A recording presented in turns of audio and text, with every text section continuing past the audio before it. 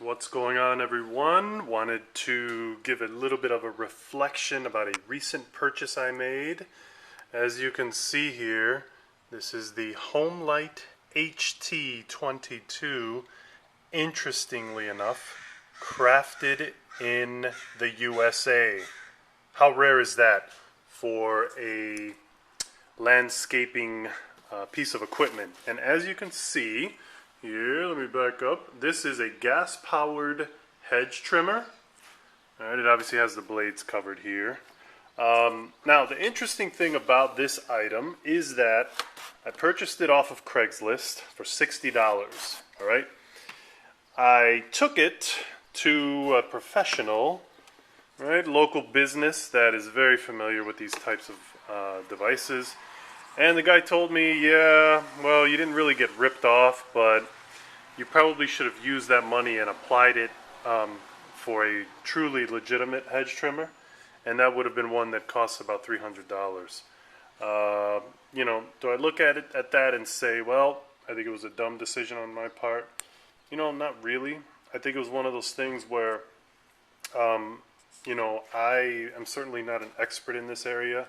This is not primarily not at all how I make my living.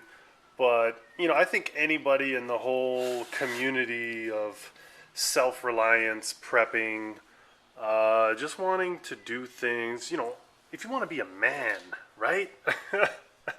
You know, you try and do things on your own with the amount of information that you have readily available to you. And obviously the internet has made, you know, is the great equalizer here. So, but I'm not going to lie. I think the fact that this is something that that was crafted in the USA really influenced me to pull the trigger and make the decision here. Now, it's not perfect. All right. Again, you look at $60 versus $300. You know, the guy told me if you want to put new blades on this thing, that is probably going to cost you about, you know, $45. He says, again, you can apply all that, get yourself a legitimate one for $300, and, you know, so it's one of those things where I weighed the cost. This is probably something I would end up using maybe 2 or 3 times a season, so not a great deal, but, you know, the fact of using it, I'm definitely a little bit neurotic about how my how my landscaping looks at home, but I'm not a big fan of the electric ones, so I decided again to pull the trigger with this. It's not very complicated in terms of the amount of parts that are on it, so I said to myself as part of the justification, hey, you know, maybe I could learn a little bit about this kind of, you know, small engine repair type of thing. You know, I think I'm pretty competent with servicing my lawnmower. Sure, it's a little bit different than this, but, you know, there's a lot of similar components.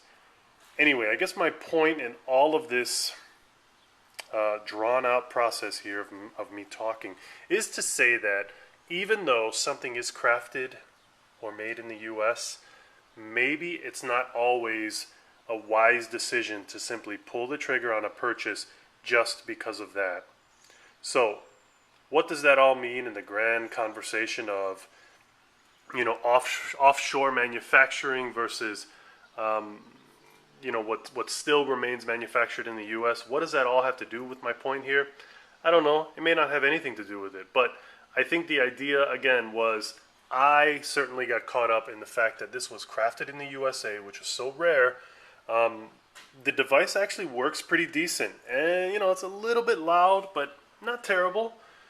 But I think this is going to be an ongoing journey, and again, I guess the point is to revisit that whole idea. What is the point of this video? I guess be mindful of the research that you do. Don't get completely caught up in the fact that something that you may not be completely aware of, even though if it is crafted in the U.S., you know, there's still some other due diligence that maybe you should consider. And we'll see. This will be kind of an adventure for me, but I'm excited. It was only $60. It'll work for a season or two, hopefully more. Thanks, guys.